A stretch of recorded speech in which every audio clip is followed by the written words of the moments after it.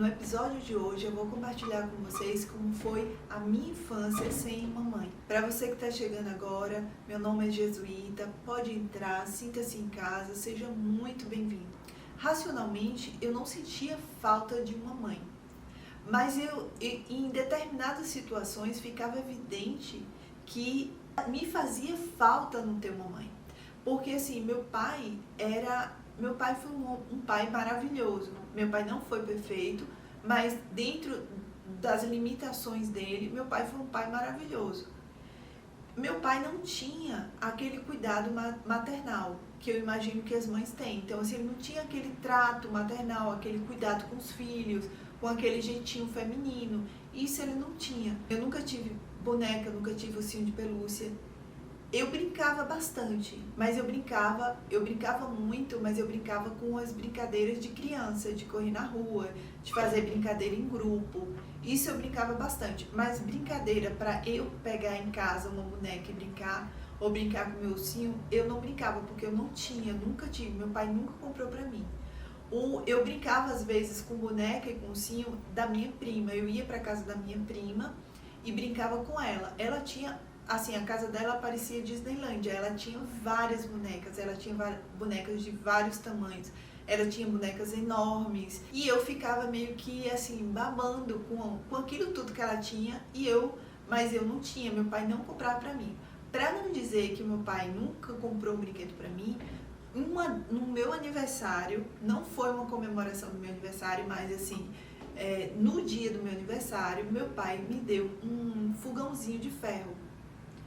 Somente isso, foi a única vez que meu pai me deu um brinquedo. E falando em aniversário, a gente não comemorava aniversário. Meu pai não comemorava aniversário de ninguém. A gente cresceu sem comemorar aniversário. E não era assim que, não tinha festa de aniversário, não tinha bolo de aniversário. Não era, nem se lembrava que hoje era aniversário de alguém. Isso a gente cresceu e isso a gente, assim, carregou para a vida adulta, porque a gente não... Muitas vezes a gente esquecia do aniversário já grande, a gente esquecia o aniversário uns dos outros, mas ninguém se importava, porque a gente nunca teve esse hábito de comemorar aniversário. Somente meu irmão, que comemorou aniversário até os 7 anos de idade. Quando minha mãe faleceu, ele tinha 3, então comemorou o aniversário dele ainda mais por 4 anos. Mas porque minha mãe tinha feito uma promessa, não sei muito bem o que se tratava, mas minha mãe fez uma promessa, e minha avó materna e minhas tias cumpriram essa promessa todo ano, fazendo o aniversário dele até ele completar de 7 anos. Depois de 7 anos, aí não comemorou mais. Eu ia falar assim, caiu na jurisdição do meu pai e aí parou de comemorar. Mas é mais ou menos isso. Aí parou de comemorar, a gente não comemorava mais aniversário. Uma coisa que me incomodou bastante na infância era a comemoração do Dia das Mães. Todo ano era a mesma coisa. Eu já ficava tensa de chegar o mês de maio, porque lá vinha o Dia das Mães e eu era obrigada a comemorar o Dia das Mães na escola. As professoras sempre me obrigavam a fazer a lembrancinha lá, não sei das quantas, que tinha que levar para a mãe. Eu sempre falava, eu não tenho mãe. E elas sempre diziam a mesma coisa, faça e leve para sua avó. E aí eu fazia, porque eu era obrigada, e eu jogava fora. Eu nunca dei para minha avó. Um outro fato que evidenciou a minha carência materna é que eu adoecia muito, assim, mas eu adoecia muito mesmo. Eu acho que todo mês eu adoecia, ficava com a garganta inflamada, eu tinha febre, era assim, era constante isso, constante. E o que eu imagino por que isso acontecia? Porque você tinha algum problema, criança adoece muito, tal, não sei o quê. Eu acho que no meu caso era muito mais ligado em relação a essa carência do cuidado maternal.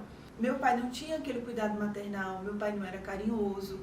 E quando eu adoecia, meu pai vinha constantemente ver se eu estava com febre, meu pai aplicava injeção, meu pai fazia xarope, meu pai ficava o tempo todo ali dando atenção para mim, cuidando de mim. E eu acho que, assim, conscientemente, era uma forma que eu achava, que eu encontrava de conseguir essa atenção que, em tese, seria uma atenção mais maternal, que era o que eu sentia falta. Uma outra coisa assim que me marcou muito na infância foi uma torta de chuchu que minha tia, irmã da minha mãe, fez. Pra mim, foi a torta mais deliciosa que eu já comi na vida. E eu não falo só assim que eu pensava assim na infância, mas até hoje a memória que eu tenho é como se tivesse sido a torta mais gostosa que eu comi toda a minha vida. E eu sempre me lembrava dessa torta, mesmo adulta, lembrava, sentia saudade da torta. E aí, fazendo terapia, eu comentei isso com a psicóloga. E aí ela falou assim: Jesus, você acha mesmo que essa torta de chuchu era deliciosa? E aí eu comecei a pensar direito e aí eu entendi o que é que ela estava instigando.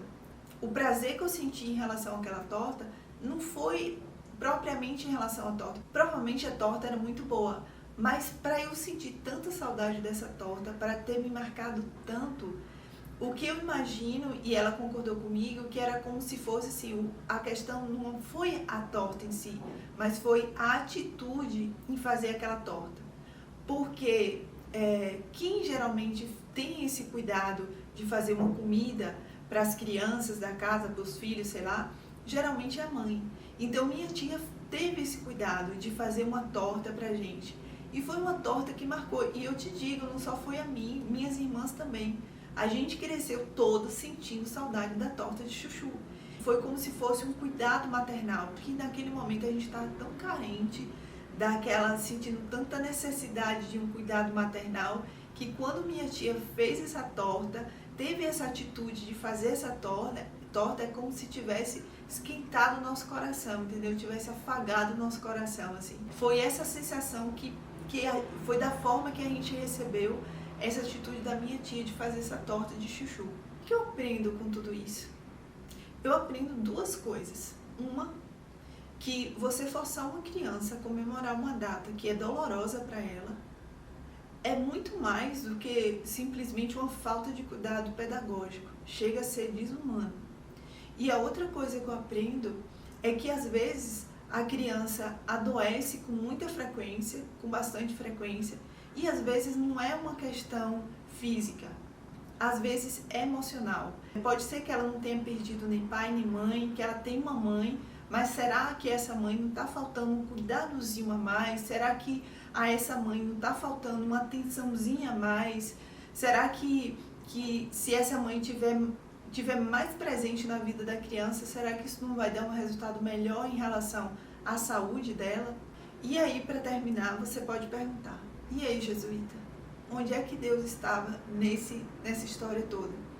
E eu, com toda certeza, eu posso te dizer, Deus estava na torta de chuchu.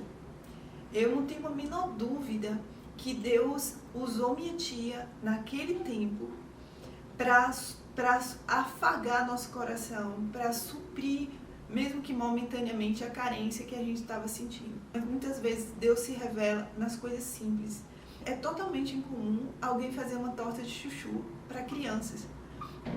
Ela poderia muito bem ter feito uma torta de chocolate, ela poderia ter feito uma torta de morango, mas eu não tenho a menor dúvida que se eu chegasse hoje para vocês e falasse: minha tia fez uma torta de chocolate e que até hoje eu me lembro dessa torta maravilhosa de chocolate. E se eu te dissesse foi a forma que Deus achou para cuidar de nós, você não iria acreditar, porque uma torta de chocolate é uma coisa que toda criança gosta, a maioria das crianças gosta.